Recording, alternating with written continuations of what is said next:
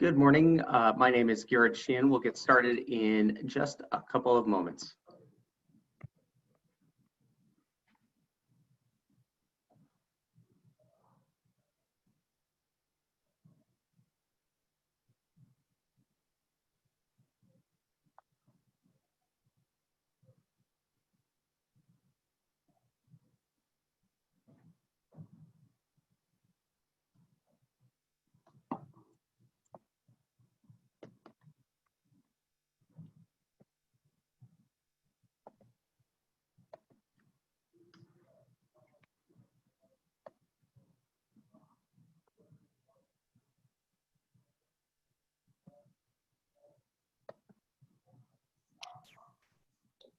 Morning.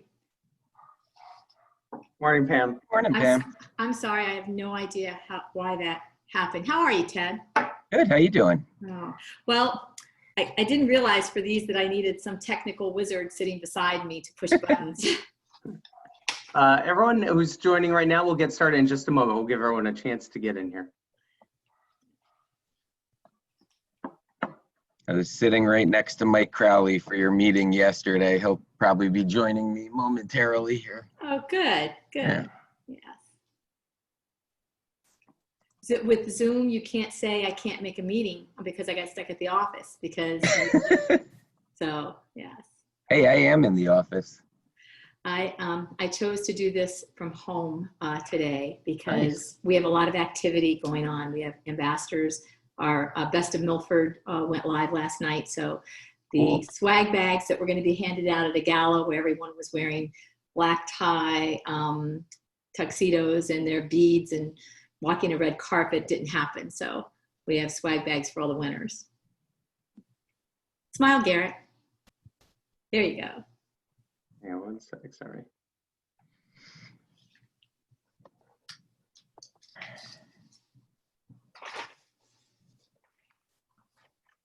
All right, everyone, we'll get started in just one moment.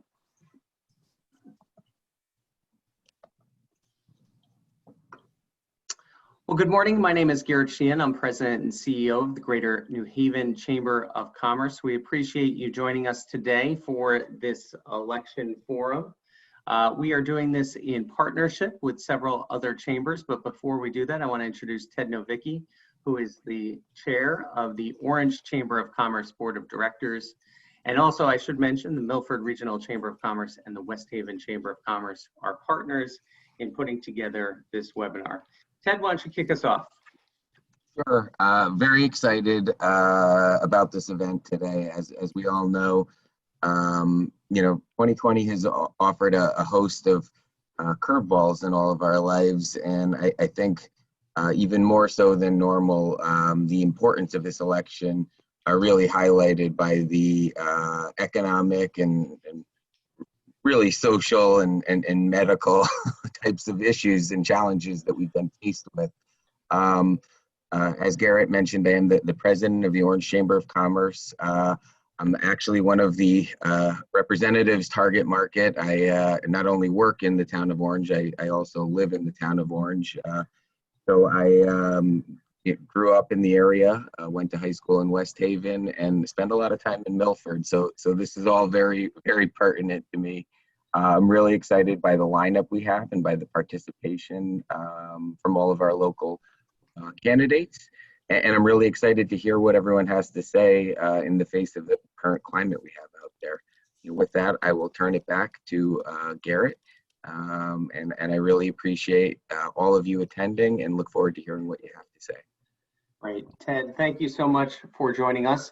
Before we get started, I just want to recognize as part of the New Haven Chamber, we are partnering with multiple chambers to put these on. And so AT&T is our presenting sponsor for our series of election forums. We'll be doing them with the Shoreline Chamber of Commerce and Madison Chamber of Commerce, and also the Quinnipiac Chamber of Commerce. At this point now, I'd like to introduce Pam Stanesky, who will moderate with me as we walk through speaking with the candidates. And Pam, good morning. Good morning, Garrett. Good morning, everyone. Nice to see you. I know those who are incumbents in the House had a long day yesterday. So I appreciate that you are here. And I see that Gary Winfield, while he's not going to be participating, popped in. How are you, Senator? Garrett, did they all receive the rules on how we are going to conduct this? So I'm going to introduce a group and ask a question. And I will, no particular order. I think you are listed on my list by alphabetical order, so we'll go from there. But I had some technical difficulties, so I just want to make sure, Garrett, that Dan is not joining us, but Mary is here.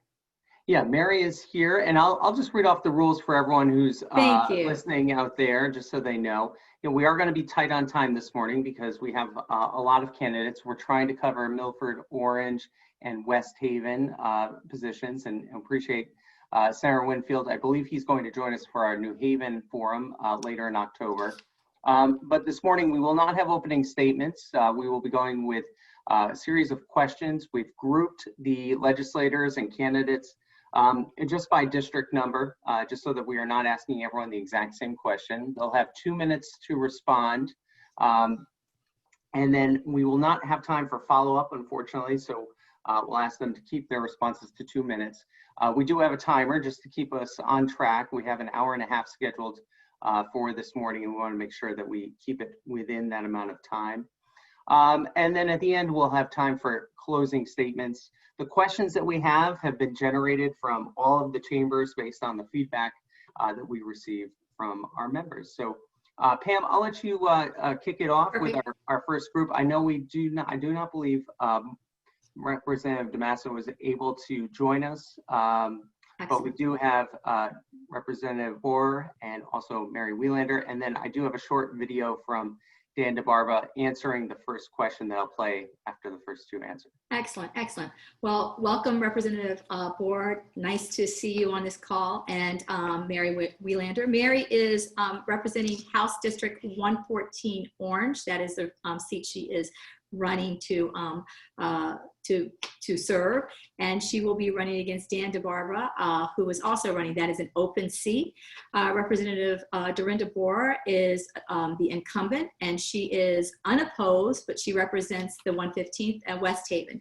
So Mary, you're going to be the first one to answer this question, and the question is, many small businesses have been devastated by the economic downturn the pandemic has brought on. How can the legislature support small business during this time, especially with the onset of cold weather? Thank you for that question. Good morning to everyone. That's going to be one of the most important things that I think we address moving forward. We have a unprecedented situation, and any goals that we might have had before the legislative session started even this spring is now going to have to refocus through the lens of the pandemic. So right now we have to recognize that our small businesses are the backbones of our community, and making sure that they have the resources that they need to survive right now is absolutely key.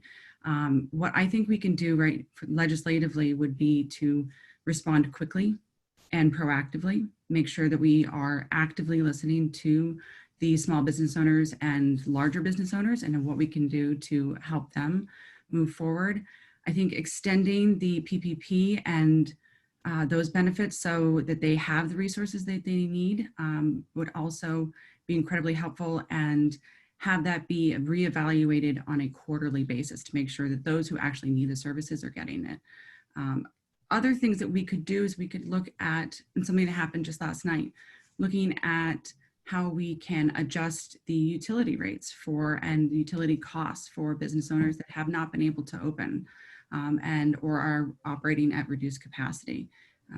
I think one of the things that we can really actively do efficiently is listen, is making sure that, because my husband runs a small business, but it's not the only small business. So making sure that we understand the broad aspect of everything moving forward. Thank you for that. Representative Bohr, do you need me to repeat the question? Hi, Pam. No, thank you. And hello to you. I haven't seen you in a while. So your question was, how can legislators help small businesses that have been impacted by COVID, correct? Yes, ma'am. Sure. So, obviously we've seen our small business industry be devastated by the pandemic, and some of our industries that were hit the hardest were the service industries, entertainment, our restaurants, our bars, our retail. Some of them have been really creative. Some of our industries have switched gears and have been resilient and changed their products and their services, but not everybody has been able to do that. And those who have, I don't know that that will sustain, as we hopefully get COVID under control. So I think as a legislature, what we can do is work with our agencies to continue to make sure we alleviate some of the red tape that our businesses typically have to go through, and putting in extensions for the payments they have to make, making sure we educate our small businesses on any programs that are available. Our role switched as legislators come March and April, and we found ourselves as the communicator for the community and the small businesses and our residents looking for unemployment. So making sure we all advocate to our congressional district to ask for more federal assistance for our small businesses. And I think we need to, there was furloughs, there was layoffs, it was difficult to keep the employees employed. I think everything we can do to, the agencies had to come up with creative ways, right, to work with our small businesses. And I think the more we can bring the feedback back from our small businesses to those agencies so that they can help our small businesses, I think the better. Thank you for that. Garrett, you were going to play a video from our other participant in Group A.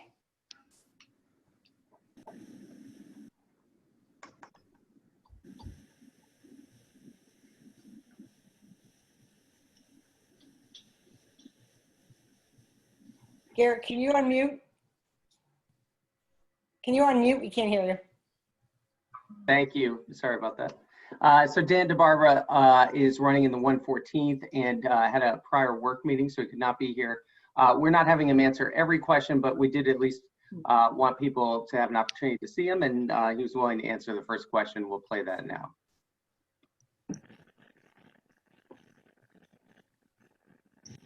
Well, my name is Dan DeBarba. I'm running for the 114th District State Representative seat, formerly held by Themis Clarities. And I am an accountant, a hospital administrator, trying to use these skills that I've developed over the past 3 decades to make Connecticut a better place for all. The question I've been asked is how the state legislature might help small businesses in this during the pandemic, the coronavirus pandemic. I think there's many things the state could do. Certainly there are a number of regulations that might be loosened or eliminated that I think make it hard to be successful here in Connecticut. Minimum wage as of, I believe September 1st was $12 an hour. A little relief in that area might help. I understand the benefit of raising minimum wage to $15 over a period of time, but this is certainly a really rough time for businesses, so putting that added pressure on them I don't think helps. I know for a period of time sales tax was deferred for Connecticut businesses. I think giving consideration to that would also help.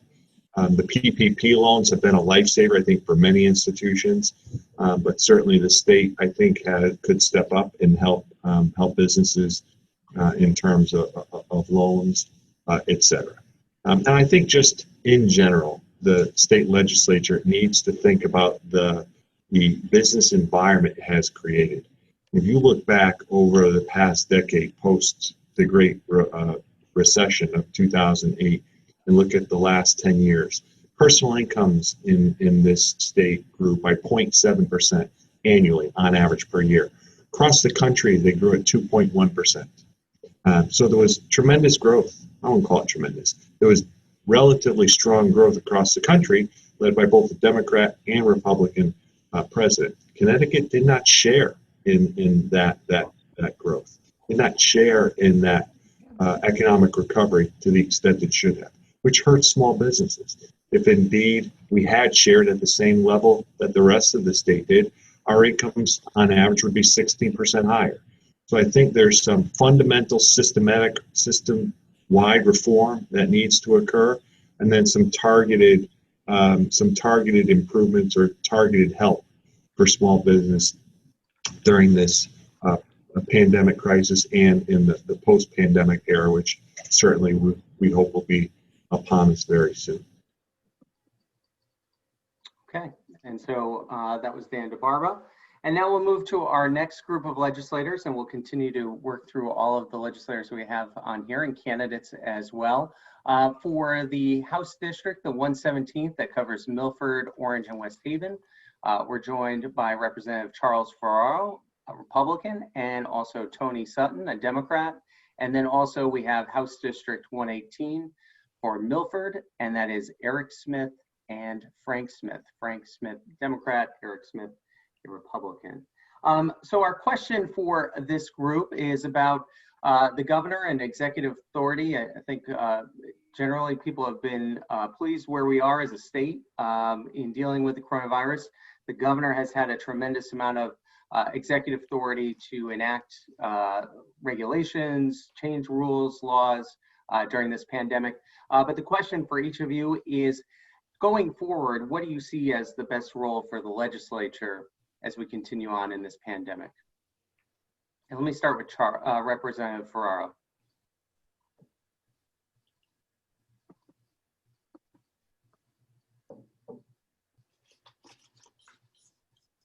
I think my audio is up, video is up.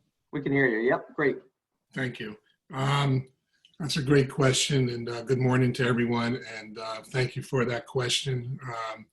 Yes, as been indicated by the previous speakers, it's very challenging times now, and I'm thinking back to March when the General Assembly was shut down because of the COVID-19.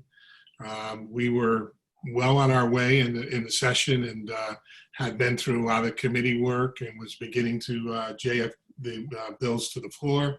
And many of us on our committees were looking forward to advocating for our legislation. And the building was shut down, and the governor rightfully called it for a statewide public health emergency, which cleared the way for the governor's ability to govern by executive order. And in doing so, the General Assembly agreed that some of the decisions that needed to be made with regards to handling the COVID pandemic would be better served without going through the legislative process of debate and everything that takes quite a bit of time, and in order to have expediency and be able to get certain aspects of how to deal with the pandemic out there quickly and efficiently, having the governor rule by executive order was very, very proficient. In the meantime, just because all that happened, and it didn't mean that the legislative process stopped.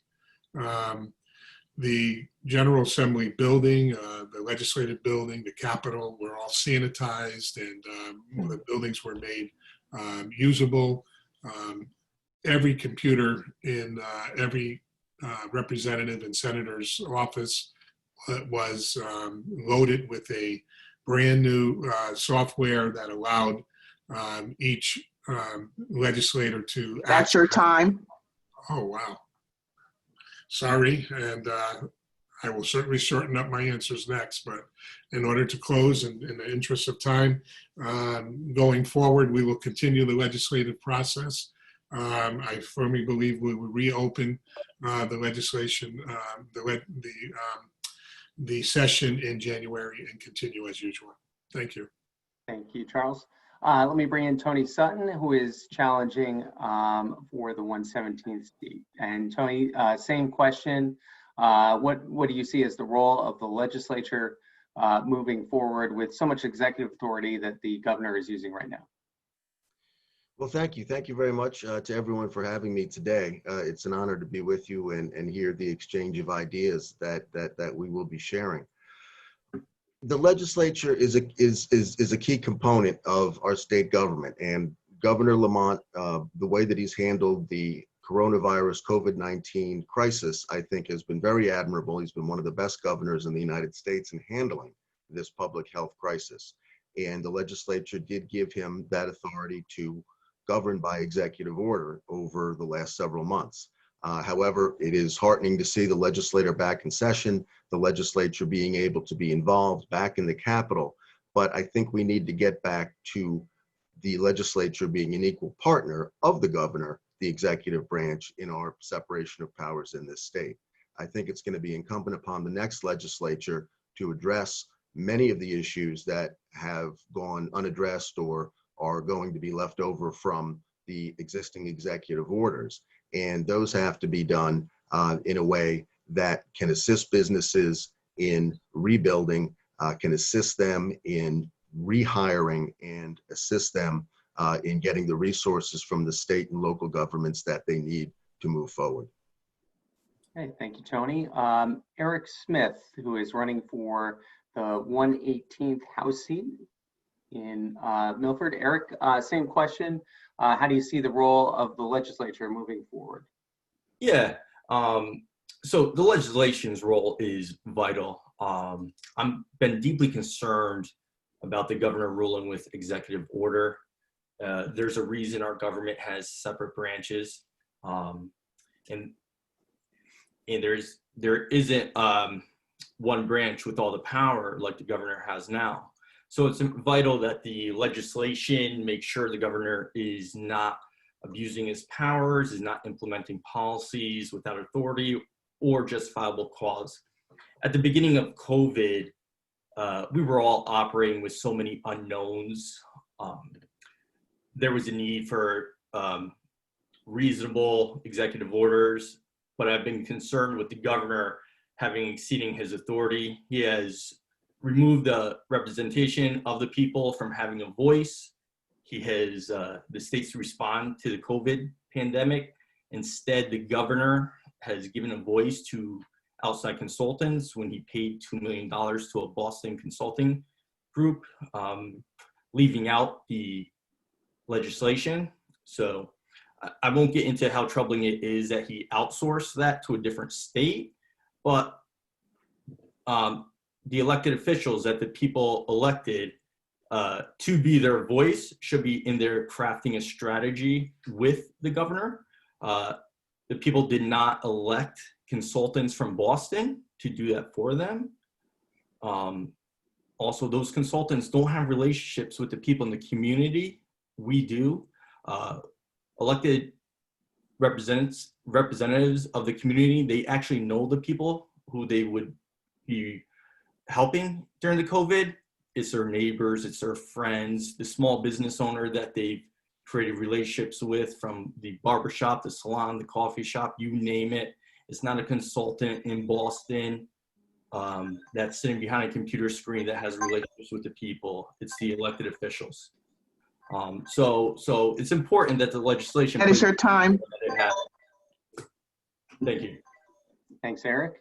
And the last candidate in this group, Frank Smith, also running for the 118th House seat. Frank? Thank you, Gary. Same question about the legislature and executive authority. Thank you, Garrett, and thanks to the chamber. Will you hear me all right? Yep. Okay. Yeah, I share about executive authority. However, and what I've been learning over the past many months in this very fraught time, there is a reason for government, and there is a reason why we have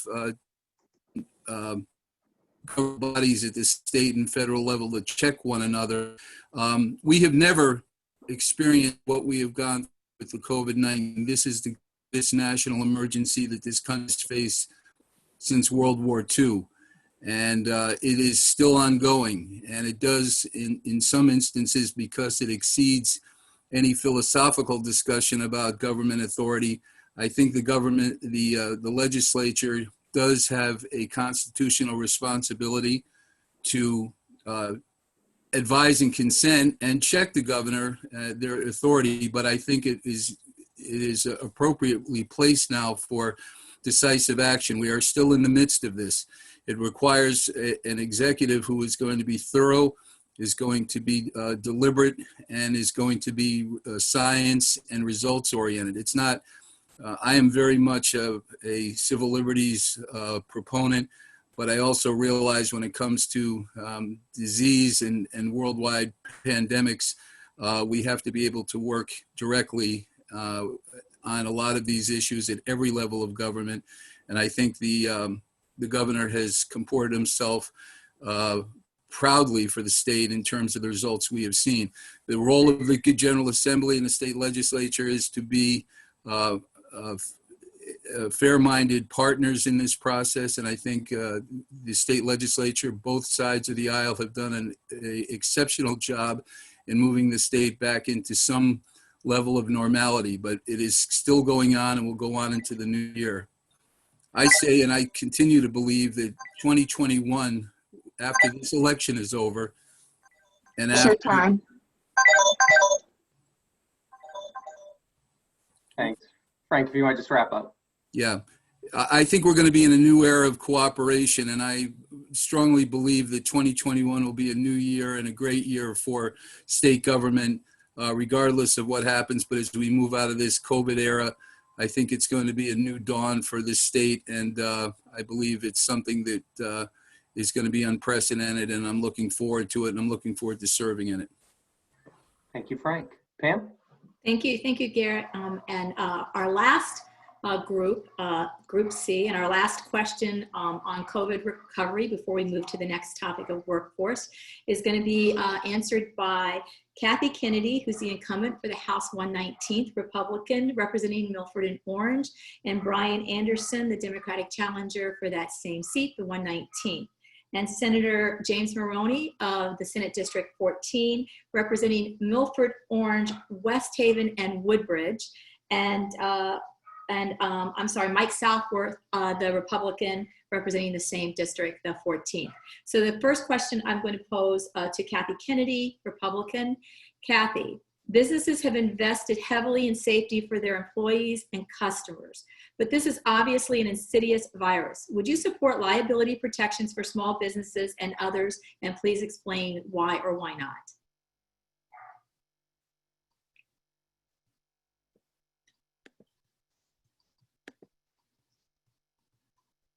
Good morning, everyone. Businesses have certainly put out a lot of money. I would say the short answer is yes, I would. If businesses have followed the state's directives to the fullest extent, then I think that they should be protected. I think that it's important that they have that opportunity from the state. Sorry, just lost one. I'm trying to be awake here. But yes, the short answer is yes, I do believe they can be protected. I think if you're not following the directives of the state, you know, it could lend to some possible litigation of some sort. But overall, that would be, sorry. Sorry.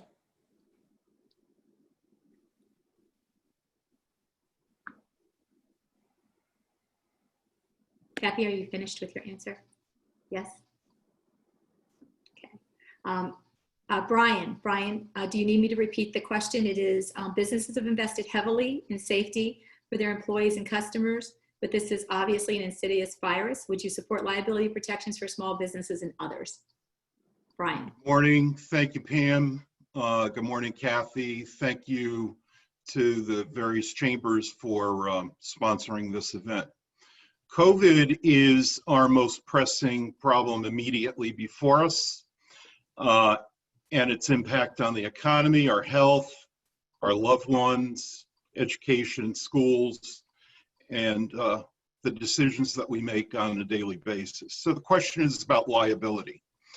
I happen to agree with Kathy that if in fact businesses have been following the structures laid out by the governor and his administration, and they have exhausted their own line of liability. insurance and other means to recover those costs, then the state does in fact have a role.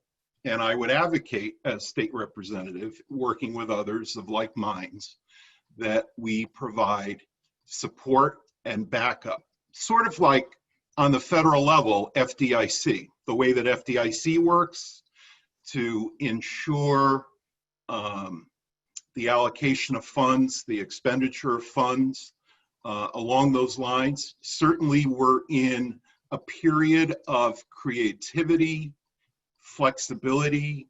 You know, I've been a realtor, I'm a small business owner, I've worked with chambers and EDCs, I've been an economic development director.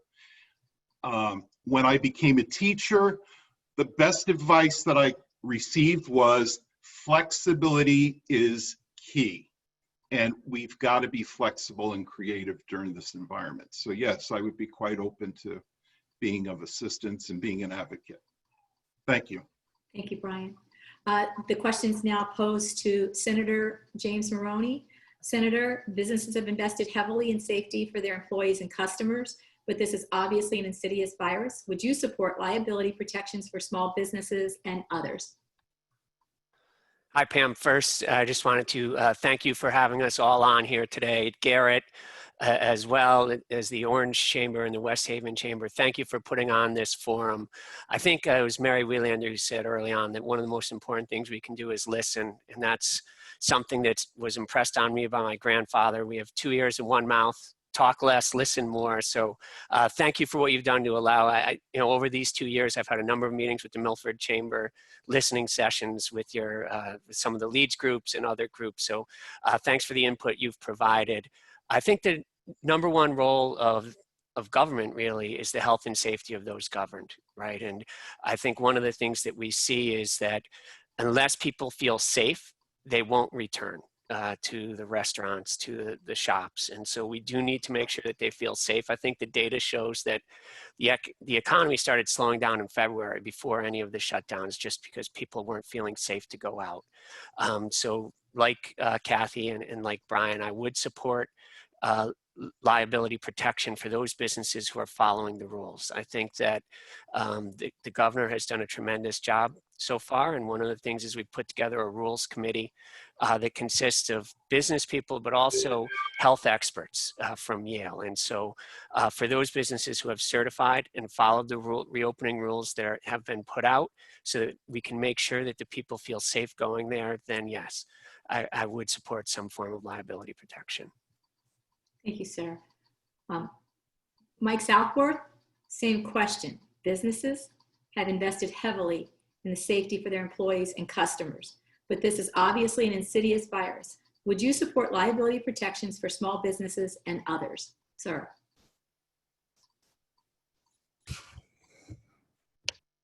Good morning, Pam. Thank you. Thank you to everyone that's involved in this today. I'm sure this is first for all of us. It's a first-time candidate for me, being a firefighter. It's been a very humbling experience, I might say. It's been an extraordinary experience being able to talk to businesses out there and being able to talk to the business owners, and especially getting the endorsement of the NFIB as well. It's very exciting to me. In terms of your question, yes, I believe that we do need to protect the businesses. I think everyone can agree, and as you heard from the other candidates, that the most important thing is the protection of the people. This virus has caused a lot of loss of life, but it's also cost a lot of businesses. So when the businesses come back, I do believe that they need protection from that liability, from the COVID disease, because they're struggling already. So, but it's a multifaceted thing. The public needs to continue to be protected. The public needs to follow the rules, but also the businesses need to follow the directives that have been placed by the governor in order for them to effectively run their business. One of the things we do need to do, though, is make it affordable for them to come back and get back in business. And one of the things that needs to be done on the legislative side, I believe, is that we need to go back and we need to remove the PPE tax that was placed on the businesses by the Democrats and my opponent, Senator Maroney, last year. I think that would be an effective way to help them get back in business by keeping more money in their pockets for them to put back into their own families and businesses. Thank you. All right. So we're going to move on to our next set of questions now. We'll move back to Group A, and this set of questions is going to focus on workforce development, the labor force. It was a big issue before we entered the pandemic, and it still is, obviously now for many people who are unemployed. And we actually still have many businesses that are trying to find the people with the right skills so that they can still expand their business. So I'll turn back to Mary Wielander. She is running for the 114th House District, primarily in Orange. And Mary, the question is, with the pandemic causing such a devastating level of unemployment, and it does not look like it will subside anytime soon from an unemployment standpoint, there may be more federal relief on the way, we'll see, but from a state standpoint, what should be under consideration, especially if we enter 2021 with similar levels of unemployment? Well, this is something I can actually personally address because I was one of the hundreds of thousands of Connecticut residents who was laid off at the beginning of the pandemic. Making sure that we are utilizing the immense talent that we have in Connecticut in our workforce is going to be a key factor moving forward. One of the things I think that we need to do is expand our advanced manufacturing training programs. We are seeing a massive supply chain gap across the state and the country because we were relying on parts and pieces to be made overseas, and now we aren't able to access those materials. So projects aren't getting finished, and we aren't able to move forward in some of the industries that are supported by Electric Boat and Sikorsky in our area. So I think if we can expand those training programs, making sure that not only are our support level businesses being able to make the pieces that we need, but we also are making sure that the workforce that is currently needed at Sikorsky and Electric Boat and all these other companies are actually, those jobs are able to be filled. I would also like to expand on veteran outreach and making sure that we're not losing the valuable and non-traditional workforce that is provided by those individuals. That's something that's very dear to me because my brothers, all three of them are combat veterans, and the two that are not in the service any longer both had challenges, even though they were incredibly skilled and intelligent coming out of the service because their skills were not recognized.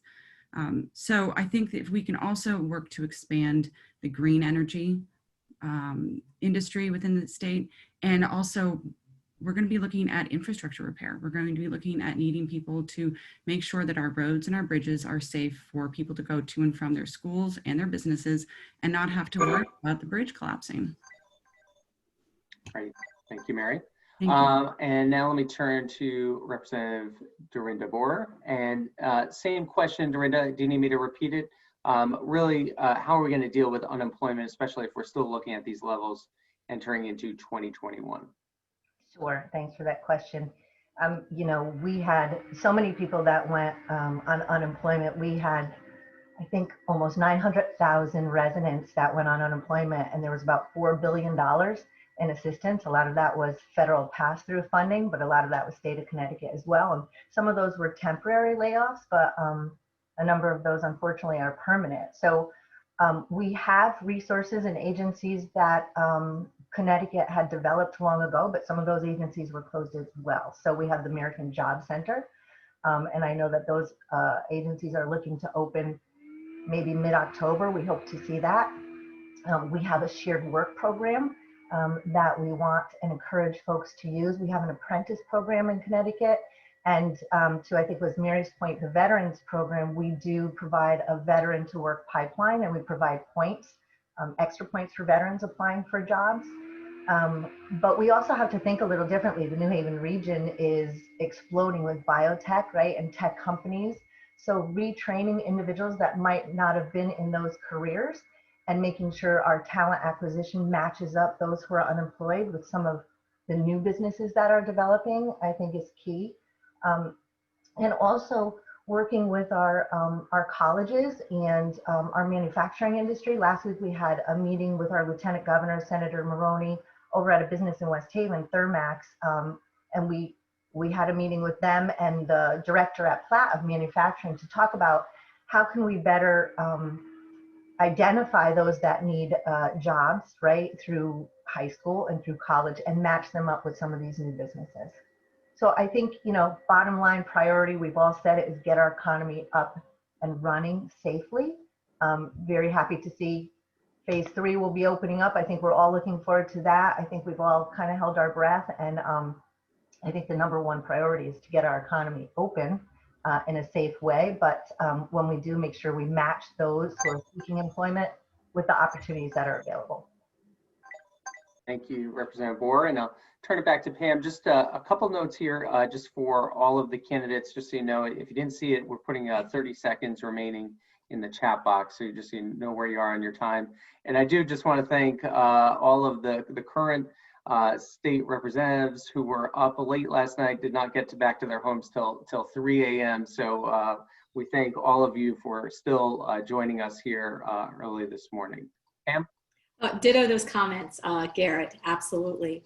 So keeping with workforce and understanding the way that our public education and private education is formed, the next question will go to Group B, which is Representative Ferraro of the 117th, Tony Sutton challenging in the 117th, the Smiths, Eric and Frank, who are looking to fill the open seat of the 118th in Milford. So this question has to do with our school system. School has been significantly disrupted since March, and our system means that we have had a district by district approach to this.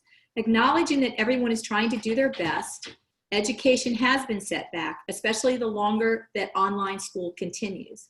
Economic gaps, technology gaps, and more are being exploited by the impacts of the virus. Is there anything we can do that is different to try to solve these problems? And that question is going to go to Representative Charles Ferraro first. Thank you, Pam, and thanks for that question. Indeed, our school system has been impacted greatly. And credit to all the teachers who had this thrusted upon them in March and had to become experts in how to conduct online classes and distance learning. And in talking with some of my constituents who are teachers, they imparted to me that it was a very big challenge for them because many of them had not done this before. Some of them took summer training and have really upped their game, and we're looking forward to this school session starting so that they could teach more efficiently using the Zoom method and other video platforms. Some of the things that were done that really helped teachers and helped in the effort to do distance learning was many entrepreneurs and philanthropic groups stepped up and donated literally tens of thousands of laptops to low-income communities. I believe one such donation was 60,000 laptops to New Haven. Yale New Haven stepped up with $250,000 to help buy laptops for online learning students. So helping those areas, those students that don't have access to computers, don't have access to hotspots, I think is very, very important, and in making sure each student has an equal opportunity to receive the online education. And finally, I think that getting our schools back open safely and as quickly as possible, making sure our teachers are safe, who in many cases are more vulnerable than the young, is very, very important. And getting students to have the ability to interact socially with each other again, I think is important on a psychological basis as well.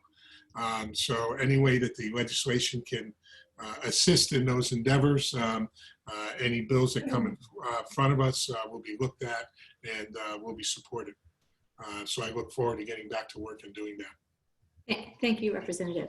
Mr. Sutton, our schools are having difficulties and challenges. We know that our system is one that acknowledges that each district gets to choose their own way. They've had setbacks, especially with respect to online learning, economic gaps, technology gaps, and more being exploited by this virus. Is there anything that we can do differently to try to solve these problems? I think there is, and it really is the greatest challenge I think that have faced our public schools probably in 50 to 60 years. And I like to think I have somewhat of a unique perspective on this. My wife is an assistant principal at Bailey Middle School in New Haven. And for the spring and summer, I had literally a dining room, kitchen table seat to what was being discussed, what efforts were being taken to make sure that children were safe, that teachers were safe, and how quality instruction could continue. And Pam, you made a great point that the fact that it's very district by district and there's no uniformity as to how each district approached it. But it even goes more micro than that, because in West Haven, what I was able to see is that it becomes building by building as to what can be done in each school facility with regard to the population of the school, the size of the classrooms, the size of the classes, the size of the lunchroom, as to how to ensure the safety of the children. I think that because the districts have done it all very differently under the leadership of their respective superintendents, I would like to see more communication between superintendents, between school districts, boards of education, as to what has worked, what they are doing. I don't think that schools in our area are aware of what schools are doing up in the Northeast Corridor, what they're doing down in Fairfield County. I think having that information would improve the ability to keep these buildings and the teachers and the children and the staff safer. I certainly think that the access to technology is very important, to the extent that there can be public and private partnerships to create hotspots, to provide laptops, to make sure that children are able to learn and no one is left behind that way. So it's very important that they talk, they communicate, and everybody knows what the best ways to do it are. Thank you, sir. We'll move to the 118th open seat. Eric Smith. You will, if so lucky, will be representing all of Milford. So you have one district, but districts all do this independent of each other, acknowledging that everyone is trying to do their best. We have had economic gaps, technology gaps that this virus is exploiting. Is there anything we can do that's different to try to solve these problems? Yes, hi. Yeah, so this is actually a subject that's very important to me and hits close to home. Like Tony, I've had front row seats. I come from a family filled with teachers. My significant other is a teacher. My sister's a teacher. My mom has worked in the Milford school system for years, and I have many, many cousins who are. So I've had a front row seat, and I've seen what teaching during COVID has been like, the struggles that the teachers have faced, as well as many stories of the students and the challenges they're seeing. We all know, and it's obvious, students come from different socioeconomic backgrounds. They all don't have the same access and availability to technology. There's an economic gap from district to district. It would be easy for us to just say the solution is, hey, let's pour more money into these districts. So maybe the ones that have the challenges with the technology, they have it. But as I'm sure we could all admit and we acknowledge, money doesn't always result in better outcomes. The best way for us to look at it is to look for ways to reduce poverty rates possibly in these down economic areas, increase jobs and job opportunities. We need to focus on public safety as well. As a real estate agent, I'm seeing firsthand the influx of people fleeing New York and coming to Connecticut. It's a real thing. It's happening all over the place, all throughout the state. They're fleeing New York because of high taxes and high crime. Connecticut, we can't follow in New York's steps and become another New York. So really, to close the economic and tech gaps, we need to focus on economic and employment growth throughout the state. To do so, we need to focus on solutions to lower taxes and have less restricted regulations. We also need to focus on community safety, and that's by standing by our cops and supporting them. All this will lead to companies remaining in the state, stop them from fleeing. It's also going to allow companies to want to come to Connecticut. We got to market to them as well to move here. If we could increase poverty levels, if we could reduce poverty levels and increase job opportunities, if we could grow the economic standards of people, we're going to start to close that economic gap, close that technology gap. We can't focus really on the imbalance of it, but looking at the result. Eric, if you could just wrap up. Okay, thank you. Thank you. The other Smith, Frank Smith. Frank, you will also, if so honored, be serving the 118th open seat, and it's all Milford. We know that each of these districts have their own way of dealing with this. They've all had challenges, but there's still economic gaps, technology gaps, and this virus is impacting us on levels that we just don't even know with respect to education. Is there anything that we can do differently to solve these problems? Thank you, Pam. As I mentioned earlier, and as all the other candidates have alluded, this is a unique and uncharted situation that we are faced as a society and throughout the world that nobody has ever prepared for before, none of us in living memory. I believe, as far as the various school districts within our respective districts, there has got to be both a micro and macro approach. The reason for that is the school districts and how they are aligned and how they are scheduled and how they go forward with their responsibility of educating our children is a very local thing, street by street. It affects household decisions regarding childcare, regarding paid family leave, regarding who has decisions over who's going to take over and when members of the family lose their job. On the other hand, it's a larger concern, both state, national, as I said, global. You hear a lot about progress in terms of infection rates. None of this is going to be behind us until we get the pandemic behind us. But in the meantime, we cannot abandon the schools. We do have to go forward with education, and a regional approach has to be employed because, as I often say, it's never a question where you say the hole's in your side of the boat. I'm okay here. As well as things have gone for our community and our state, I think it's incumbent on the legislature to assist the local school districts, both financially and in terms of policy and in terms of direction. And I support both a local micro and macro approach with us as the members of the various General Assembly delegations working with one another across the various city lines to achieve some of these objectives. Thank you, sir. Garrett, back to you. Great, thanks, Pam. This next question, and we're still on workforce, will be for the candidates for the 119th, covering Milford and Orange. So again, Representative Kennedy and Brian Anderson, and then Senator Maroney and Michael Southworth. And so here's the question.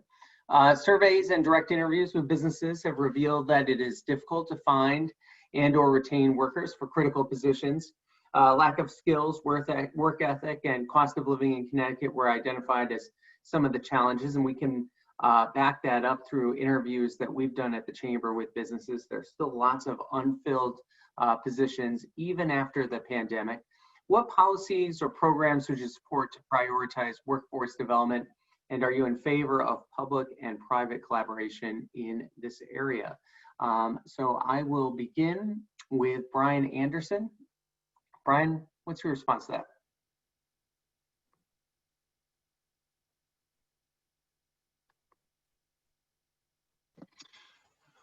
Thanks for the question, Garrett. This is an area that's really within my wheelhouse. For a number of years, I worked in New Haven public housing, and I worked directly for a tenant council of the largest development in the city of New Haven, Elm Haven. It no longer exists. It was replaced with mixed income housing called Monterey Place. I was also the housing authority director for the city of New Haven. In those capacities, we partnered with nonprofits on a community level to offer entry-level training for residents, and partnered with the business community and the building trades council. And there were a number of people that were offered positions within business and within industries as a result. There's a role for community colleges as well. And I was a 7-year trustee on the board of the community colleges.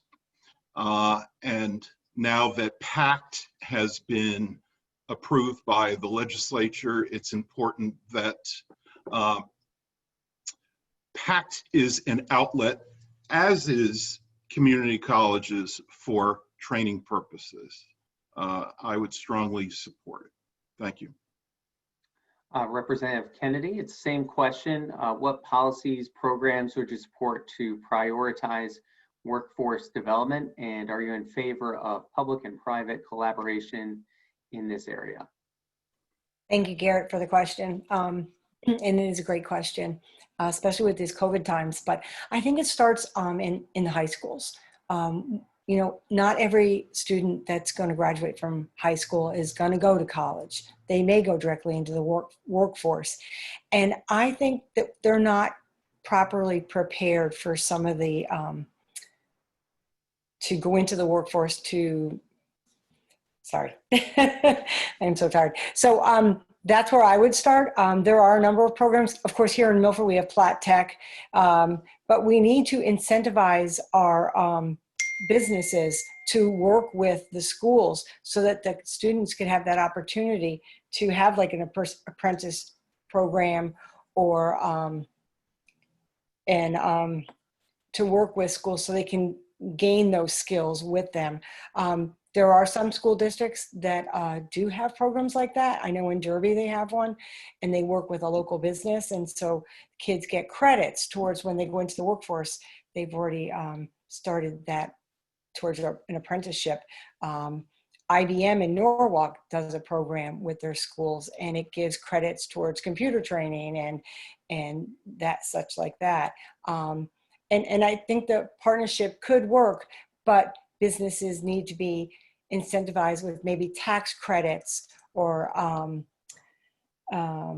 let's see, what else would there be? But just giving them the opportunity. I think the COVID has set this back because with a lot of schools only being in session part-time, they're not getting those hands-on training perhaps, and that's a concern. These are certainly questions we've taken up. I sit on the education committee currently, and they're very important, but I think what I don't want to see is I don't want us to mandate any kind of training in our high school. It puts the tax burden on our residents. Yeah. Thank you, Representative Kennedy. Appreciate it. And we really do appreciate you working off of just an hour or two of sleep here with us this morning. Sarah Maroney, same question. I can repeat it if you need me to.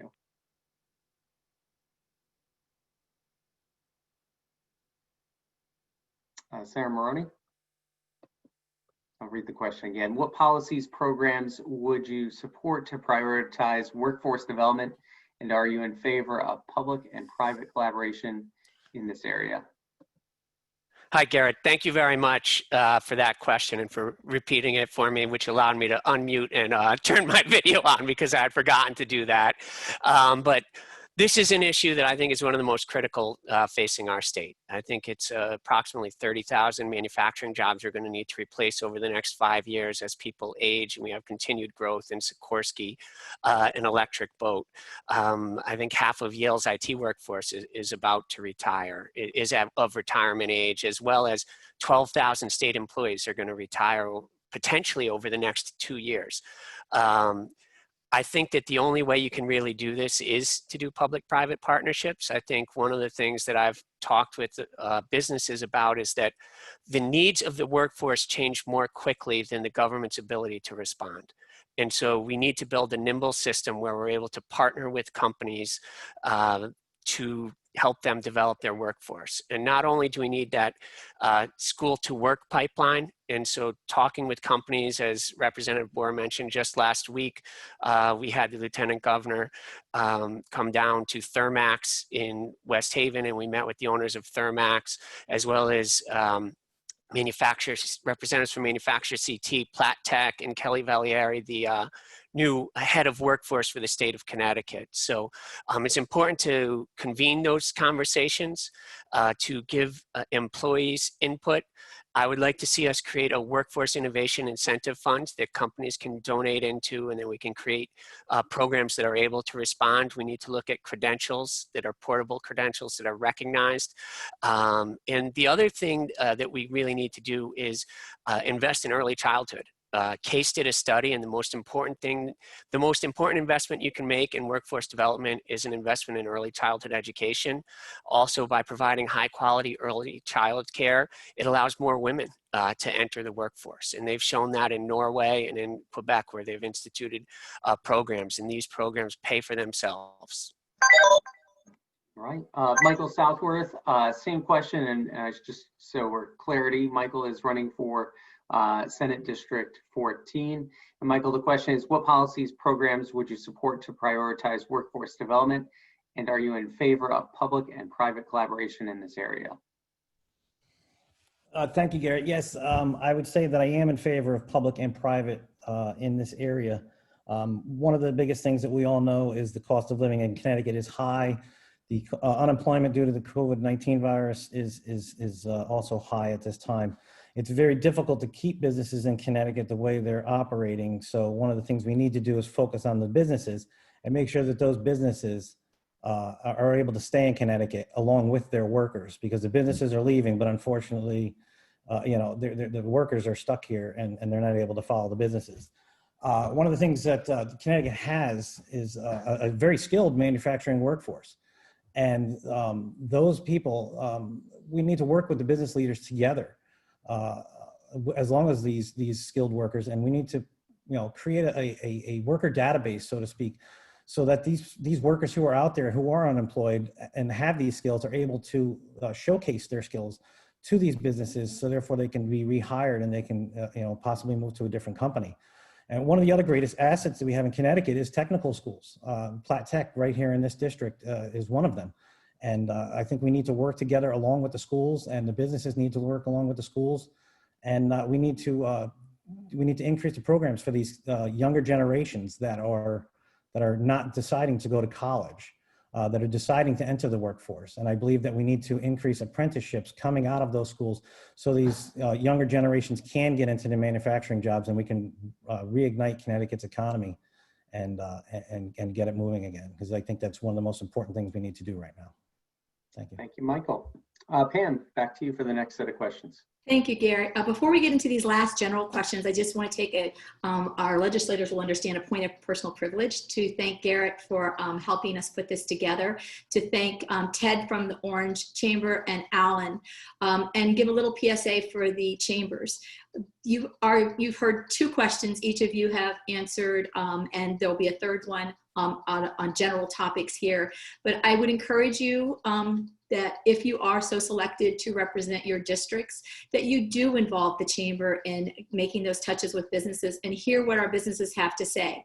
We're very aware that our businesses don't go in and take a card out and vote by business, but they do have people who work for them, and they're very important to keeping the economy and our communities safe. We do an awful lot of work with our our our district, meaning Orange and West Haven, to hold legislative events throughout the year. And I would encourage you to reach out whenever you need information, because we do have the resources for that. With that, we are going to go back to Group A, and that would be Mary Wellander and Dorinda Bohr. Mary is representing, or is looking to represent, the 114th. And your general question, Mary, is going to be on the state budget. It's a little bit of a long explanation to get to the actual short question. But the governor's projected a $2 billion deficit for the fiscal year that began in July, and a $3.5 billion deficit for the next fiscal year. What is your approach to fiscal challenges on the horizon? Businesses are worried that they will see more mandates and taxes placed on their plate. An example, the pass-through entity tax credit was decreased last year from 93.01% to 87.5%. This credit reduction caused individuals to owe an additional personal income tax on their individual share of the PE's Connecticut source income. Businesses do understand that COVID has turned all finances upside down, but they're also trying to support their business. Do you intend to increase taxes on businesses? Okay. Sorry, I'm just processing that very involved and important question. No, I think that we, at this point, we cannot put any more of a burden onto our small businesses in our communities. Because what we have to remember is that our small businesses are also our residents. And we want to make sure that our residents are able to have the financial stability that they are looking forward in general for their moving forward. Our budget crisis in the state is something that we cannot just ignore, and we cannot push aside any longer. It's been a long time of kicking the can down the road, and I think we're going to have to make some really hard decisions, but I don't think that our businesses should have to bear any more of a burden than they currently do. That we need to look at ways that we can reduce some of their monthly costs, because we're working at survival right now. So if we can look at maybe adapting how health insurance plans are provided for small businesses, so they can see monthly savings rather than just one lump sum at the end for a certain type of credit for health insurance. If we can look at continued assistance, like I mentioned before, about the quarterly reassessment of PPP, what we need to do is make sure that, and again, you referenced this just a minute ago, our job as a state legislator would be to advocate for our businesses, for our residents. And the only way that we can do that accurately is to listen to them. And so making sure that we establish those relationships, that we find out what the priorities are, what are the pressing burdens and pieces of interest that we would need to focus on to make sure that we can improve the lives of all of our residents, including those who run our small and large businesses. Thank you, Mary. Thank you. Representative Bohr, so I have to ask you, what is your approach to fiscal challenges on the horizon? And do you intend to increase business taxes on businesses? And I don't need to give my example, you're very aware of those. Yes, I am. Sure. So as you acknowledge, we have over a $2 billion deficit that we're facing, and that's due to our sales tax being down, our income tax being down, our fees for our permits and our licenses are down. The good news is that we have a rainy day fund of about $3 billion, and we have that rainy day fund because we put in a volatility cap. We did that in a bipartisan way, and I think that contributed to our, nobody wants to use our rainy day fund, but I think we could all agree this is the time to use it. I think that, and we see that our sales tax and our income tax is actually coming in a little better than was projected in April. No, I am not for putting a tax on. I am not for more mandates. I'm looking at less mandates. I don't think we're going to balance this budget. We're not going to cut our way out of this budget. When we talk about cuts, usually on the table is municipal aid and education and our vulnerable population services. So we can't cut on that end. We can't put more focus or more burden on our small businesses. What we need to do is make sure Connecticut is competitive. And somebody mentioned about people leaving New York, they're coming to Connecticut. So having people come to Connecticut to live, and then also making sure that we have a place where businesses will want to come and work. And last night we passed the Transfer Act, which is a big step in helping with our commercial properties and businesses. And those are the steps that we need to take to make sure that we have a healthy economy. But we can't burden the ones we already have that are struggling. Thank you very much for that answer. And I push it back to you, Garrett. Great, thanks, Pam, and thanks for that plug for chambers in general.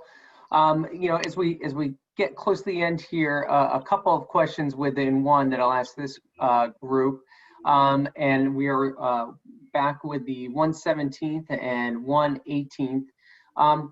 First, transportation, a big issue in this region. We talk a lot about Tweed New Haven Airport, rail, highways. We know they're not in as much use right now, and that creates its own problems with funding.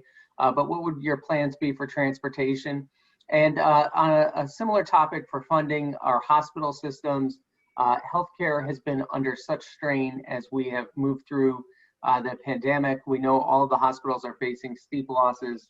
So another budget item, how do you plan to support healthcare and hospitals going forward?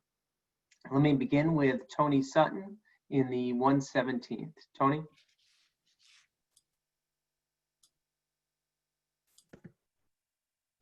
Thank you, Garrett. Transportation is key, and transportation and the ability of Connecticut residents to get to their jobs, to attract tourism to the state of Connecticut, and improve our economy by virtue of supporting businesses that people can get to and work at, people can get to, they can shop, they can use the services, people can manufacture, is key. And I think the important steps we've taken in the past couple of years under Governor Lamont to improve the rail system, particularly between Hartford and New Haven, I think is a key component of improving that accessibility to people to be able to, if they aren't able to afford to work and live close to where they work, they're able to get there. It's also very important that Metro North continue to be improved.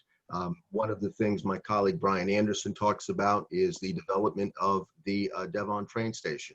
And I think that would be a very important link in connecting the greater New Haven area and allowing greater access down from the Waterbury branch of the Metro North line. With regard to Tweed, I think we need to support Tweed as an area asset that can allow for tourism, can allow for visitors, and to make sure that that is also a key component of the transportation structure in the state. Fixing the roads and the highways is definitely important. We have to make sure that our infrastructure is safe. We've talked a lot about safety today, and we want to make sure that we have safe roads, safe bridges for our residents to drive on and drive to and from work. With regard to funding hospitals, very briefly, certainly they have been heroes, and the people that work at those hospitals have been heroes during this crisis. And to to put them aside and get them out in the cold over the next. Am I still on? To leave them out in the cold, during their most difficult times after they've been there to help us is just patently unfair. Thank you. Thank you. Representative Ferraro, same question. Transportation, healthcare, and hospitals, all big budget items as we face declining revenues going forward. Yes, and thank you for that question. Very, very important issue in the state of Connecticut is our transportation issues. And as previously stated, getting back and forth to work is extremely difficult, and Connecticut roads, they're very, very crowded. Massive loss of man hours are affecting businesses. So it's very, very important that going forward, we come up with a plan that will improve our road system and decrease the loss of man hours from people traveling on our highways. One of the things that's key to that, of course, is the transportation fund. The transportation fund was designed to capture revenue from various forms of taxes, motor vehicle fuel tax, petroleum gross earnings tax, also sales of car tax. Unfortunately, well, the idea was to increase the tax revenue from cars from 8% to 100%. And that would have provided a huge amount of money, like $300 million in the transportation fund, but that has been frozen. These type of transfers from the general fund are not protected by the recent lockbox law that we passed. So it's really important that we come up with a solution. I don't believe that solution is tolls. The tolls have been rejected across the state by polling statewide over the last year. But we do have a plan called Faster Connecticut. This plan would raise $18 billion by cutting down on state borrowing and leveraging federal low interest loans and dipping into the general reserve fund to pay down teacher pension plans, and then take the revenue from that and be able to use it and in creating this fund. We will need to prioritize our projects so that we're working on the projects that are important and most needed. And we need an all of the above approach, which would include light rail, port development, and highway and bridge repair. Thank you. Thank you, Charles. Eric Smith, same question. We're talking about transportation, also funding for hospitals and healthcare system in COVID. Yes. Yeah, so it's important that we have good transportation and infrastructure throughout the state. People need to be able to get to their work, to be able to provide for their families. Let me start off by saying I'm against tolls. I was against tolls before I decided to run. I'm against tolls now. I'm going to be against tolls tomorrow. I'm not going to ask the taxpayers to pay even more in taxes. The people of Connecticut are overtaxed already. It seems like every time we turn around, the average person is getting hit with another tax. Don't get me wrong, though. Yes, our infrastructure desperately needs improvement. I know I drive it on a daily basis. Being a real estate agent, I'm on every highway throughout the state. I'm on every road. I'm on every back road that you can imagine. Prior to being a real estate agent, I had nearly 15 years of driving from Milford to Stamford or Greenwich. So I know really well what that gridlock is like, in the misery of sitting in nearly 2 hours of traffic some days going one way just to be able to make a paycheck and go to work. But tolls isn't going to be the answer for that. The answer is better government, smarter politicians, and bipartisan solutions. We're in this mess with bad transportation and infrastructure throughout the state because of past legislation. Politicians have too many times raided the transportation fund and diverted the money to their pet projects. That needs to stop. Politicians can't be doing that anymore. Hartford needs to spend the money the way it was supposed to be spent. Like I said, I drive on every highway. I spent years commuting to Stamford. Tolls would just crush me financially. It would crush the average person going to work every day, as well as it's going to greatly impact our small businesses as well. All it's going to do is increase their goods. As far as funding, yeah, we got to make sure we're properly funded throughout this pandemic, and we got to step up to the plate and make sure we're prepared for the next crisis. Thank you. Okay, thank you, Eric. And Frank Smith, same question. Transportation and healthcare. Yeah, thank you. Well, obviously, as the other candidates have all alluded to, transportation is probably one or two key responsibilities of government at all levels. It is the very lifeline of our commercial life. It's a very lifeline of our labor force, and it is critical that not only it be well funded and well maintained. We know that in the state of Connecticut, we've seen a great deal of disrepair in our infrastructure system. It has been, there are roads and bridges that have not been attended to in decades. This is something that I was under the impression that our new federal administration was very interested in and was hoping to see more of a effort on the part of Washington to fund some of these infrastructure projects. I'm hoping going forward that that will become more of a partnership between the state, local, and federal levels. And I think as any of us as potential representatives for our districts will work together as a coalition to work with the federal delegation in securing more revenue for transportation and transportation infrastructure.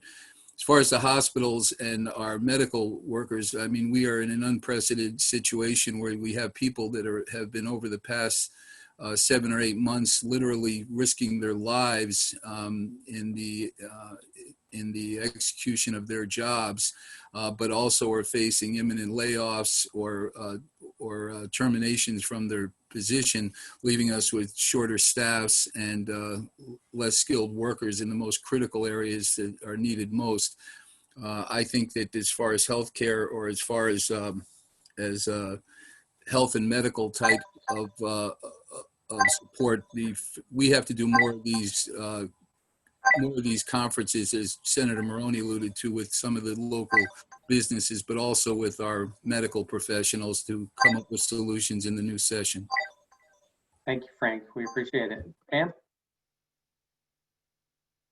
Thank you, sir. So the last question in this general question format or segment goes to our group. Hold on for 1 second. C, I apologize. That would be the 119th, Brian Anderson, Kathy Kennedy, and the 14th Senate District. And I'm going to start with the 14th Senate District on this. And I realize that part of this question is not defined well, but these come from our businesses. So the call for social justice has grown louder and more immediate. And amongst our businesses, there are different ways that they feel this should be addressed in the business community. Do you believe there are more statutory changes that need to take place? And keep in mind that you're answering this for businesses. I will toss that question to Senator Maroney first. Senator?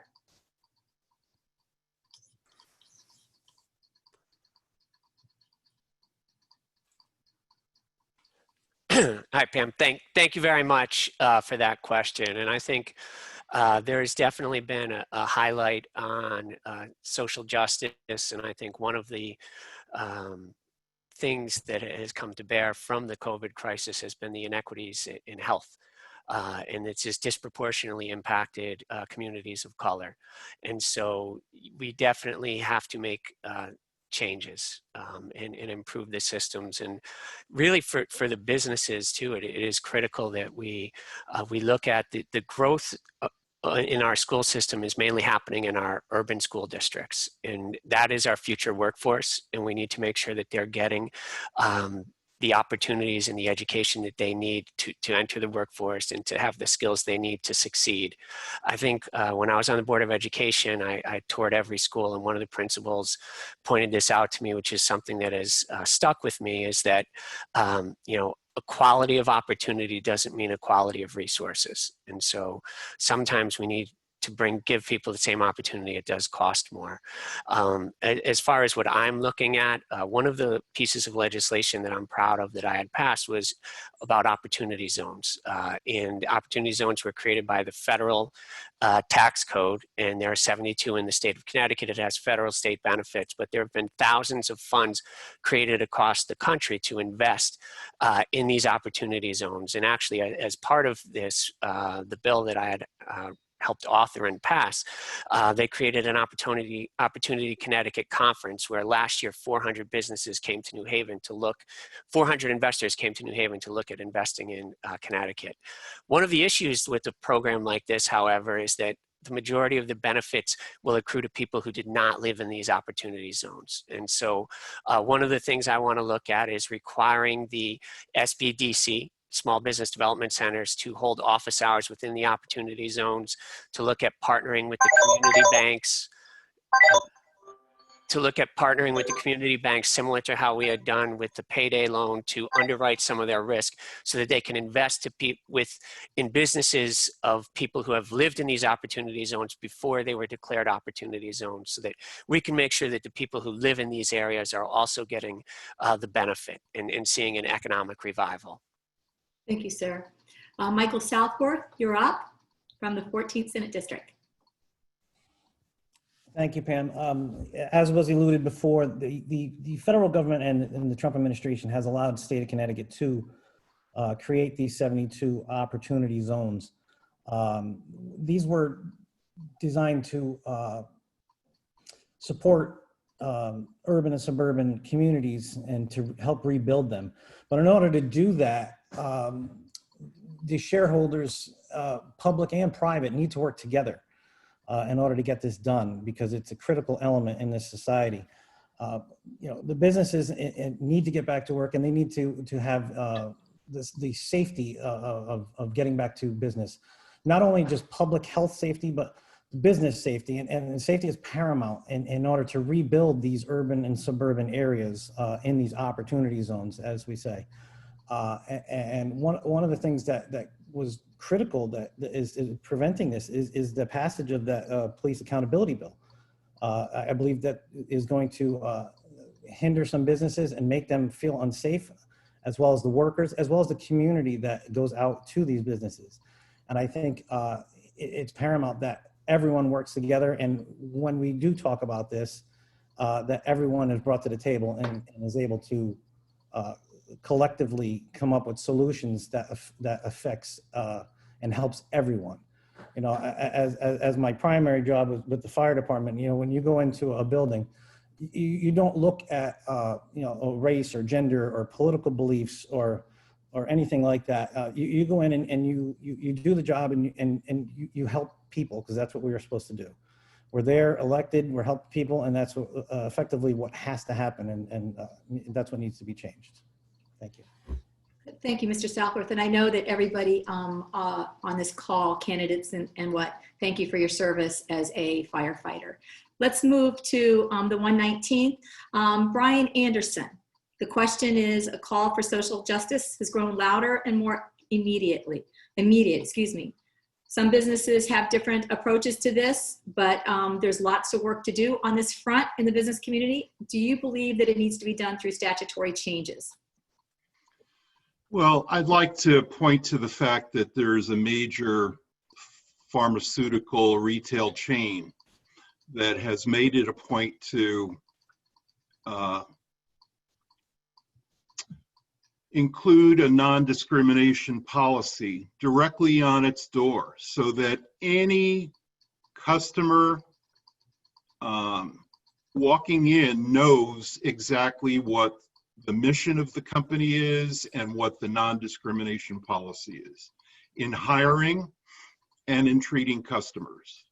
I applaud them for taking that step, and I'd like to see more businesses do that. I think another area that should be more deeply explored is in the area of providing loans, business loans. I know in the state of Connecticut, HEDCO, the Hartford Economic Development Corporation, does provide loans and other means of support for entrepreneurs that are looking to develop business or need support in growing their business. There's not a lot of the PPP support that has gone to businesses owned by women and people of color. I think we need to do a better job in that area, and that is where state policy comes in.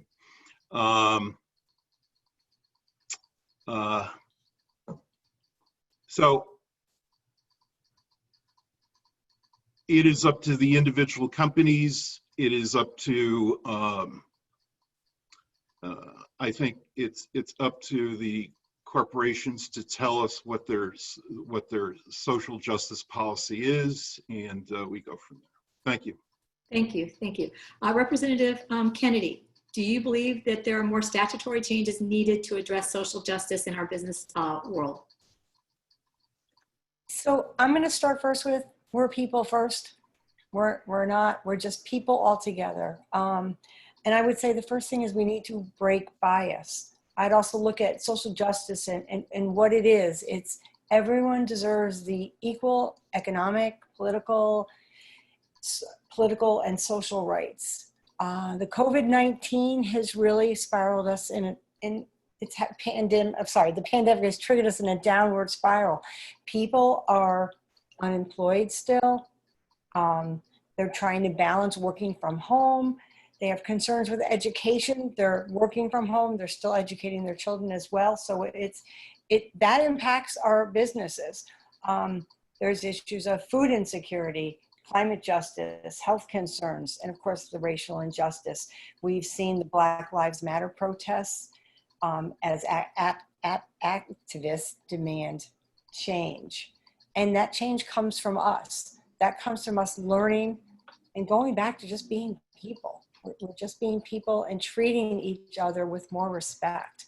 And I'd like to see, and I know in Milford and even in Orange, we work so hard as a community to support one another, to be there for one another. I'd like to see that continue.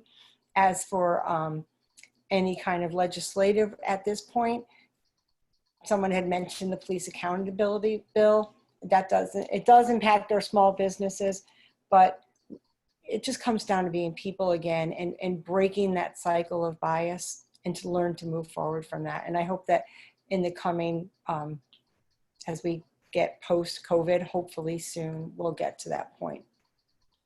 Thank you, Pam. Thank you, Representative. Back to you, Garrett, to wrap this up with our final question. Okay, thanks, Pam. And we are going to do closing statements right now. We are right at 10 o'clock, so we have 2 minutes for everyone, but if you can keep it as tight as possible, we appreciate it. And we'll go back and start with Representative Dorinda Boer in the 115th, I believe. Dorinda, right?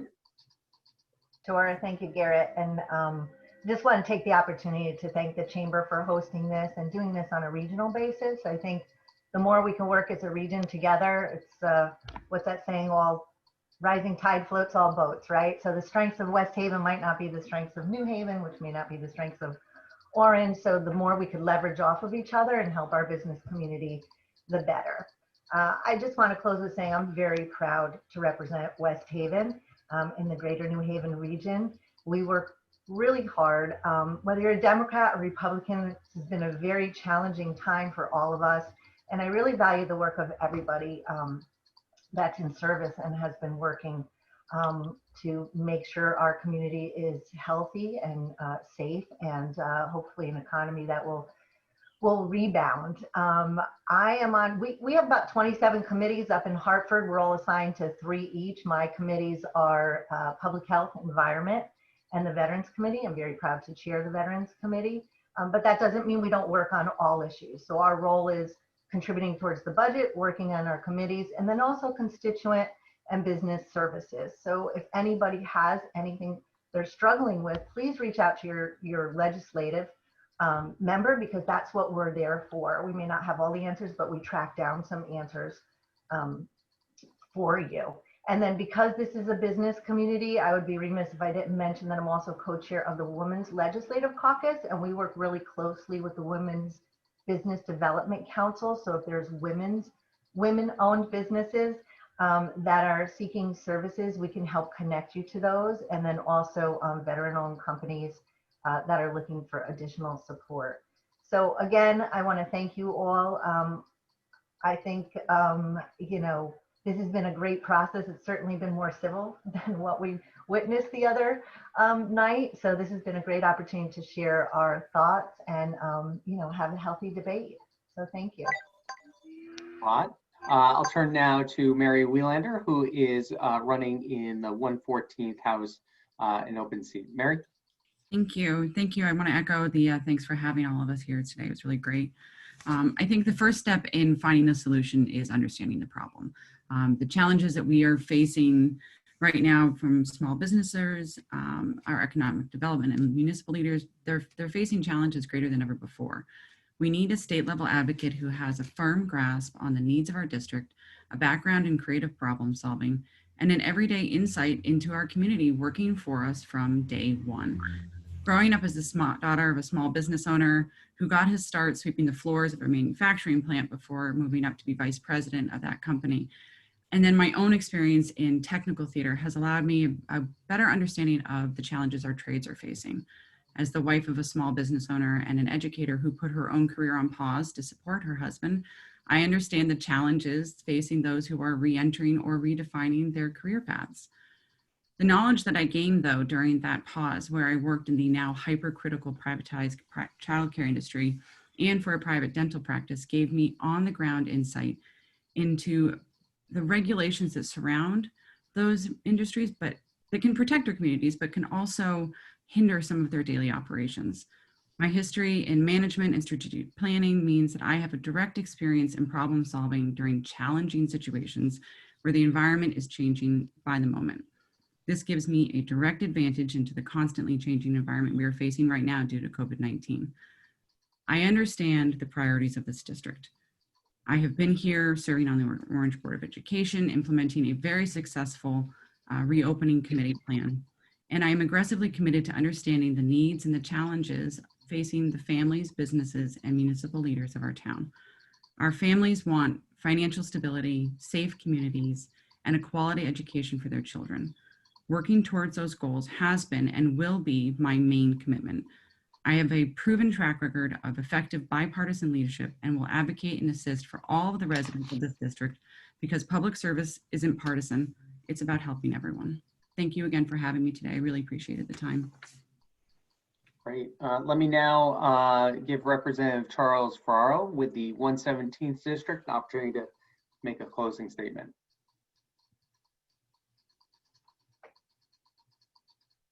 Thank you, Garrett. And I want to echo the comments of the previous speakers that I really appreciate the opportunity to speak, even though I've had about 4 hours sleep, to the group and to the chambers for putting this event together and listening to the other speakers.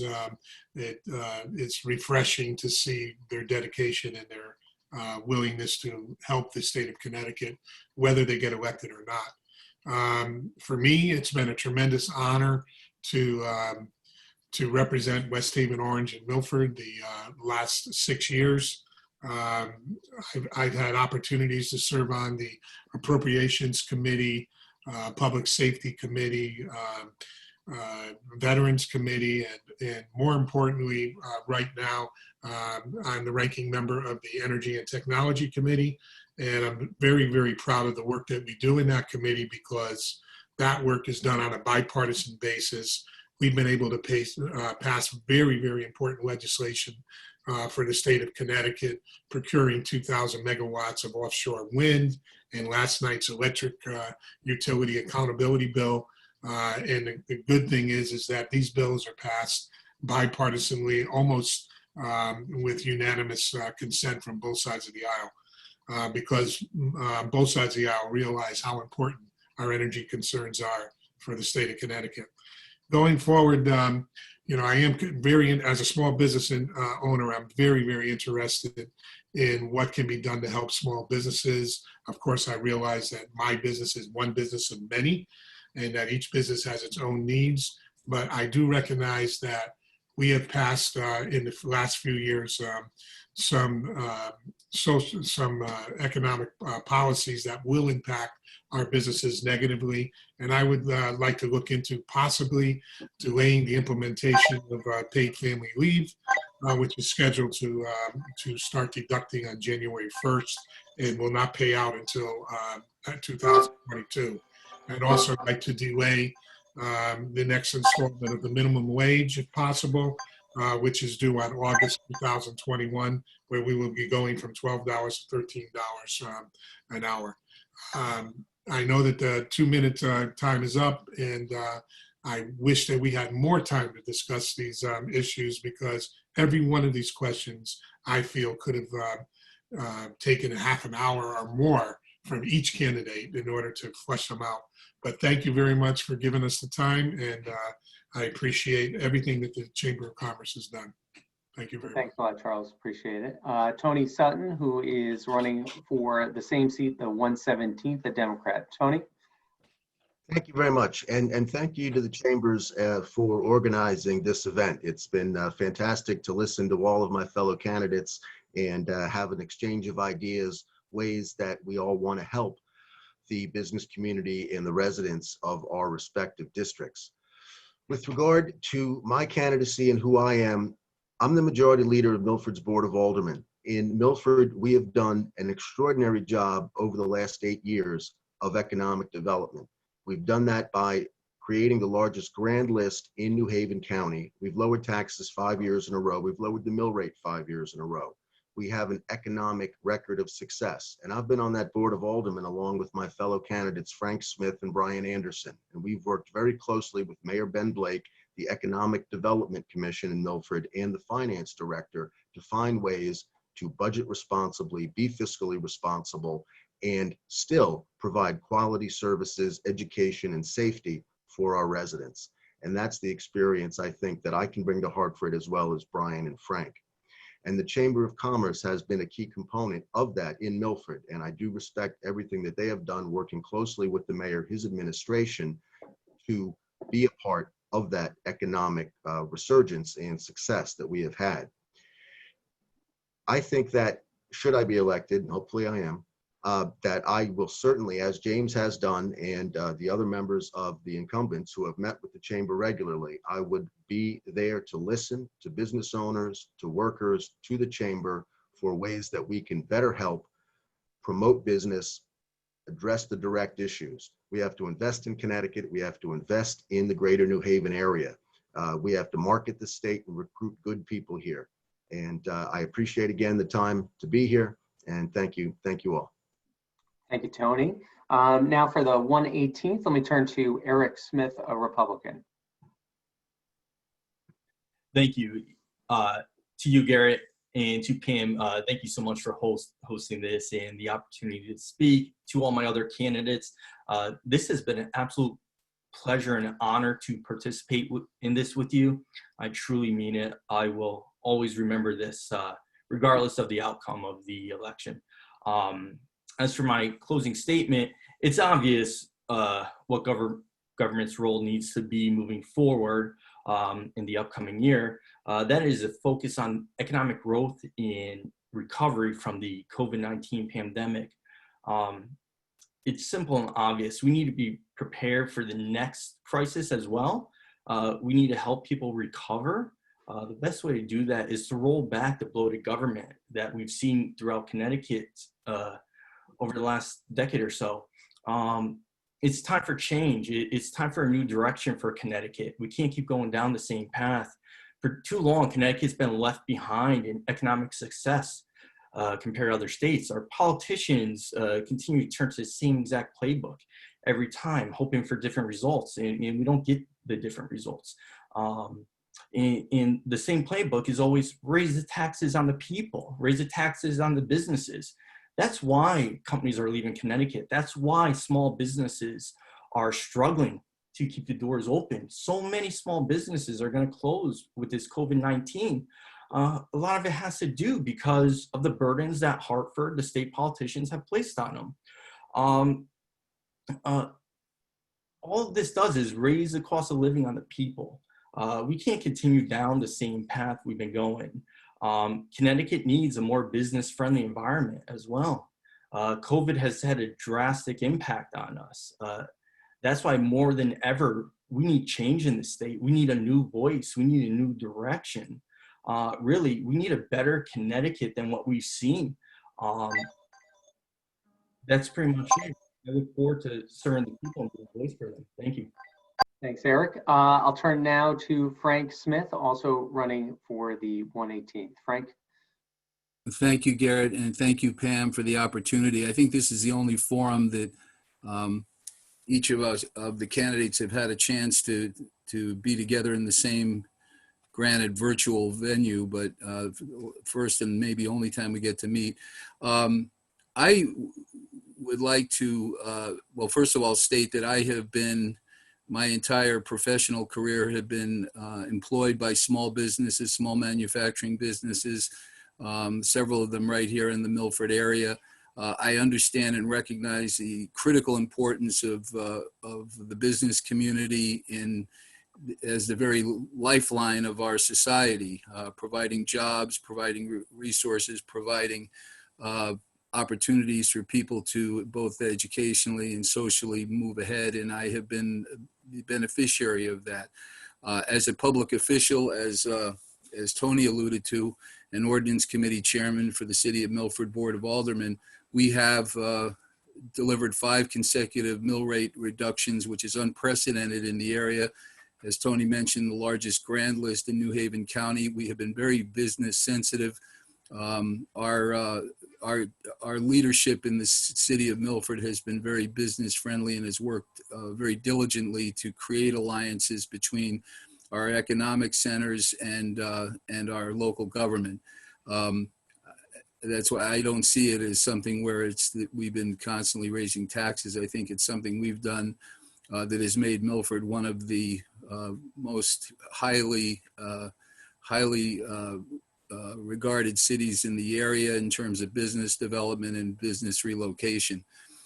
I, again, will close by saying my hope is that at the end of this pandemic, which has kind of galvanized all of us, both in the private and public sector, and called on us to come up with solutions that we never before anticipated, we will come into 2021 what I believe to be a new era in government and in the private sector, a time of greater cooperation, a time of greater concern for science and environment, and all of these things will benefit every citizen of our respective districts.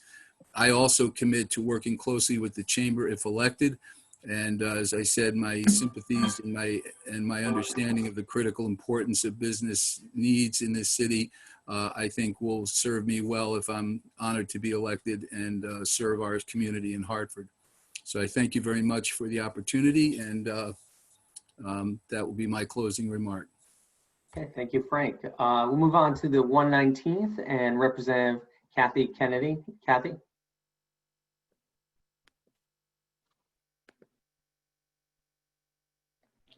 Hello again. I first want to thank you, Garrett, Pam, and Ted for this opportunity. I do apologize for my lack of focus a little bit here, but I've got a little caffeine in me. I'm ready to go. The COVID-19 pandemic has touched us all, but together we've come through it. We're doing everything we can. As we look forward, we need to focus on rebuilding our economy, helping our small businesses, working with the Milford, the Orange, the West Haven chambers, revitalizing our public health system and providing much needed tools and flexibility to our students and our educators. Excuse me. As your legislator, I will continue to work to reduce spending, eliminate duplicative services, and borrow only what we can afford to pay back. I want to be the voice for the residents residing in the 119th district. I come with a unique perspective to the 119th district. I grew up in Orange. I attended Orange Public Schools, and I graduated from Amity, at that time called Amity Regional Senior High School, way back. So I have a different perspective. I understand both of the communities of Orange and Milford, and the residents that reside in the 119th in Orange and Milford is so very important. I will listen. I will make my decisions based not on party, but on people and the needs of my constituents. Throughout this whole pandemic, I have worked with numerous people to help resolve their labor issues. So many people have been laid off, lost their jobs. So it's been so important to work with everyone. It didn't matter party. Community is everything. I have my former community in Orange, and now as a nearly 35+ year resident of the town, city of Milford. I pledge to do my best for the residents of Milford and Orange, and will always work with an open mind and always focusing on the families of Milford and Orange. So thank you again, Garrett, Pam, and Ted. You got left out in that little box down there. Thank you so much for this opportunity today. Thank you, Kathy. Brian Anderson, running for the 119th as well. Thanks, Ted, Garrett, Pam, for hosting us today. This was an important forum because I believe it is the only time that we'll have an opportunity to present our views to our various constituencies. So thank you for taking the time to do this. As a former development official, economic development director for the town of Hamden, I was deeply involved with development of small business, particularly along the Dixwell Avenue corridor, but also out by Sleeping Giant on Mount Carmel Avenue, Westwoods Road, if you're familiar with that area. I am a small business owner. I own a LLC consulting firm. I've been a realtor with Prudential Connecticut Realty. I'm concerned, quite frankly, that the response to the last storm that knocked out power for so many of our residents, we not just respond from the standpoint of our dealings with UI and Eversource, but we also look at the fact that for those people that had power come back on, they were able to get their electricity restored, but so many people who are dependent upon the internet did not have the internet restored for several days thereafter. The state has to play a better role in that regard. Transportation is another area that I will tackle. As Tony indicated earlier, I'm strongly in favor of the Waterbury rail line. I think we need a voice. Milford, Orange needs a voice in that regard. I will look to be that voice for a permanent station. And I'm very glad to have this opportunity. I look forward to representing the 119th district in Hartford. Thanks again for today. Thank you, Brian. Now let's turn to the 14th Senate District and Senator James Moroney. Garrett, thank you very much. I wanted to echo all of my fellow candidates and representatives, and just thanking you for hosting this forum and giving us the opportunity to come together. Thanks to my colleagues for the exchange of ideas. I think this was a valuable forum. Thanks to the chambers for everything that you do for our communities. As a small business owner and a previous chamber member, I really value what you do to step in and really help our communities in times of need and at all times. Over 2/3 of new jobs in the country come from small businesses. They are the background, the backbone of our community. So thank you. An important quote to me is a quote from Marcus Aurelius: "The impediment to action advances action. What stands in the way becomes the way." Meaning that oftentimes challenges create great opportunities. There's no doubt that COVID-19 has been a great challenge for our state and for our country. It spotlighted inequities. Unfortunately, many people have lost family members and it has shut down businesses. But it's also providing opportunities. It spotlighted our biotech response in Connecticut. I'm proud that we're leading the fight against COVID-19. Our state's response, we have the 4th lowest incidence of COVID-19 now. We've done a tremendous job in managing this, and kudos to Governor Lamont and his team. But as a state, I think one of our great strengths is the ability to innovate and good old-fashioned Yankee ingenuity. And we need to take this as an opportunity to build a better Connecticut, a Connecticut that works for everyone. The challenges that face us are complex. We need leaders who are going to bring people together and find solutions. Over the last 2 years, I've worked every day to justify the trust that has been put in me by the voters. I hope to have the opportunity to have earned the right to go back and represent again, but regardless of the results of this election, I know that everyone on this call is going to work together with our businesses and our fellow citizens to make sure that we do build that better Connecticut. Thank you. All right, Senator Moroney, thank you. And last, we'll close with Michael Southworth, who is also running for the 14th Senate District. Michael? Garrett, thank you. And Pam, thank you as well for moderating the event today. I'll keep this as brief as possible because I know we're running over, and being the last speaker, I'm sure everyone has things to do. I want to thank the chamber, as did everyone else, of the chambers, various chambers, I should say, and all those candidates who have come on today and expressed their views, as well as the attendees who have been listening in. If I am fortunate enough to be elected to serve the people of the 14th district, as well as the residents of Connecticut, I think the primary thing that we need to work on going forward is the health of the public and the citizens of the state of Connecticut. Being a first responder, I've seen firsthand the effects of the COVID-19 virus. And I think that the state was ill prepared and they were caught flat-footed, to be honest, for the most part. And I think it's paramount that we safely allow our citizens to return to work in the health aspect, but also in terms of the infrastructure of our roads. Those need to be updated and worked on as well. And I might add that I will say that I think it should be done without the implementation of tolls as well. I think government needs to be modernized. Connecticut is falling back in terms of the way it's run. It's very antiquated, and I think it needs to come into the century and needs to be updated so it runs more efficiently, and it needs to be reshaped. The people have been taxed in the state. The spending needs to stop, and we need to restructure the way we spend our money in the government, and it can't be on the people's backs and out of the people's pockets all the time.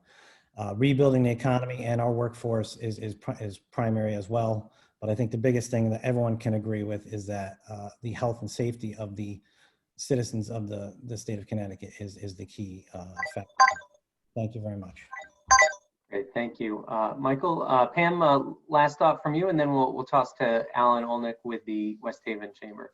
Well, I agree with everything that was said today by all of the candidates. This was a great forum, an opportunity for them to introduce themselves to our businesses. You and I both know, along with Alan and Ted, that we work very well as a region in making sure that the business community's voice is heard to legislators. Regardless of the outcome, our door is open to any and all who will represent those districts. And I thank all of our panelists and our participants for spending this time. I think it was very valuable for our business community. So thank you, Garrett, and thank you, Alan, and thank you, Tim. Tom, yes, Ted, I need more coffee. And I didn't spend all night up for this opportunity. Alan? Well, first of all, wow, this was a great forum. You know, when you take it from what we do normally and try to make it virtual, all the candidates were great. Thank you all for participating. Garrett and Pam, thank you for moderating and doing this. I want to thank the timekeeper today. My gosh, whoever that was just kept everything rolling well. So that was great. So, you know, if all the candidates learned something today, that working with chambers is a year-round process. It's not just while you're being elected. So we look forward to working with you in the future. And be safe. Thanks a lot, Alan. And thank you, everyone who joined us, all of the candidates, all of our attendees. I do want to mention Gary Winfield, who is in the 14th Senate District.